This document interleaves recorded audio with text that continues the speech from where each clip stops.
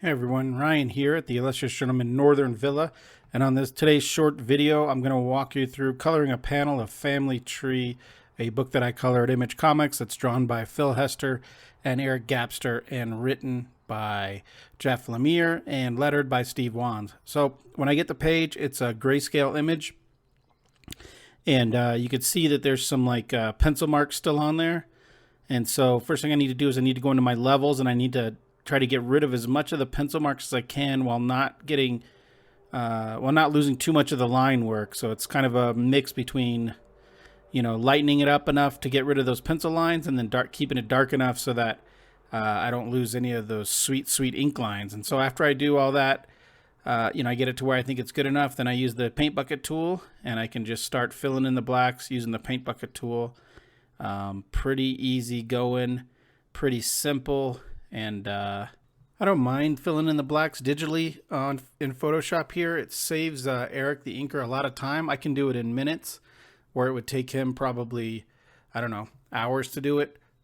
So one thing to remember when you're filling blacks digitally is you got to make sure your lines are enclosed. So if you have a line where it's not enclosed or the lines don't meet up, it's not going to work correctly. So you got to make sure all your lines are completely intact, and then you can use the paint bucket tool pretty easily to fill those things.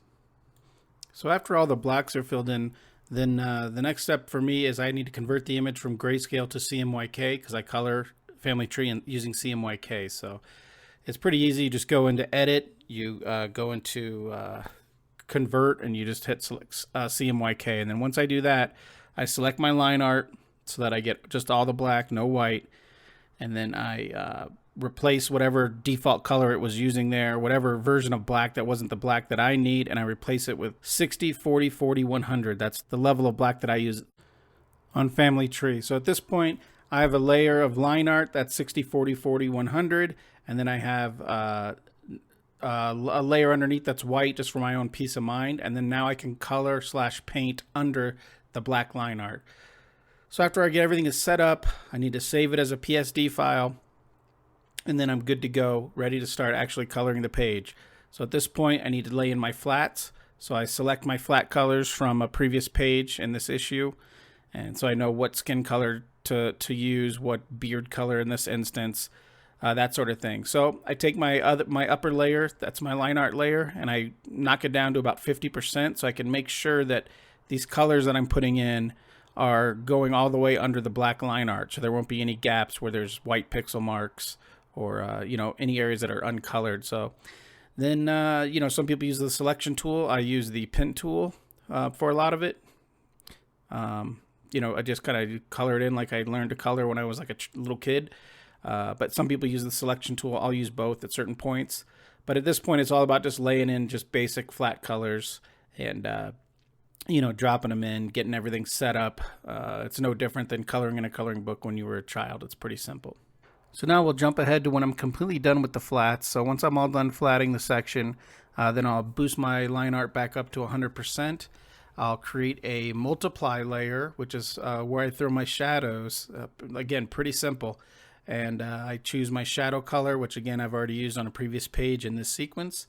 And then I just take a brush that has some texture to it, ideally, for this book, because like I said, it's supposed to be rough and a little gritty.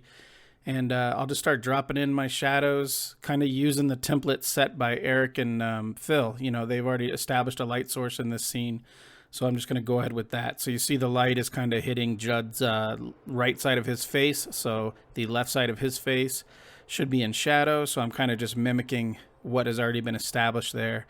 And I just use that brush. I love having a little bit of texture. I don't know if it picks up well on the video, but the edge of that brush has kind of a cool texture to it, a little rough. Like I said, it matches all the line art, and it's pretty simple. I just go in and I start dropping in, my shadows in bulk, if you will. This is easily my favorite part, on the book, especially on this book, because it doesn't have to be perfect. If there's a if the line that I'm dropping the shadow in is thicker than the ink line, and it covers both sides of it or something like that, I don't have to be too picky or too precious with it, because again, this book doesn't really lean that way. As far as it doesn't have to be perfect. Actually, the more raw it is, probably the better. So you can see I'm just dropping in shadows, leaving little highlight areas. Pretty simple stuff. Nothing too in-depth here on this particular book. Although anything that I color, I don't get really too in-depth. You can kind of see that they did, even though the shadow is on the left side or the right side of the face, there's a dark shadow kind of on the whole upper left hand image of the image, and so it's kind of dual light sources or whatever. So the easiest way for me to do that is just be like, you know what, let's just throw the whole upper half of his head maybe in shadow. So I'm gonna here, you know, kind of just throw a whole big shadow over the top of his head so that it doesn't seem like that dark area up top there is sticking out in such a, you know, such a unique or odd way. So yeah, there you go. You kind of do that. Adds more mood, adds more kind of drama to the scene. I really like it. And then once I'm happy with it, then I reduce it so it's not so violent. I'll drop it to about 50% on this one. So here we go. So I have my flats. Now I've added my shade layer, my shadows, if you will. And then next is just I do highlight area. So I select kind of the areas of the image that I want the highlights to hit. So in this case, I don't really want to light up the background at all. I want all the attention to be on Judd. So I'll select him, and then I'll go and I'll create a hard light layer. So a new layer set to hard light, and then I'll create my you know, my highlight color. This is a daytime scene, so I have kind of an orangish color, and you know, I'll just kind of paint it in there. It looks pretty bright, but I can always, you know, I lower the opacity either on the brush or on the layer, and you kind of get an idea there of, you know, kind of, I don't know, it's another way to set a mood, I think, and kind of helps the character pop a little bit more. And then I'll throw in like a little bit of red on his nose and his cheeks because he's been in a fight and he's had a rough day. And if that's always too much, then I can always tone that down as well. It's not that big of a deal.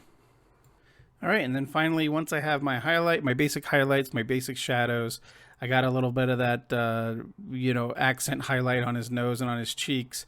Now I want to make the whole scene pop a little bit more, kind of cement where it is. So I create a color layer, a new layer set to color. And I set the main characters to either an orange or like a yellow, and then I'll put the background and I'll set that to like a blue or a green, and then I adjust my color layer to somewhere around 25 to 30%. So there you go. I mean, it's pretty simple. I got my line art, I got my flats, I throw in my shadows, I throw in my highlights, little punch up highlights, and then I throw in the color layer. It's all pretty simple. Everything I do is pretty easy, and then I adjust how bright or how dark it is. So thanks for watching. Subscribe, like, do all that good stuff. Patreon.com/TigShow.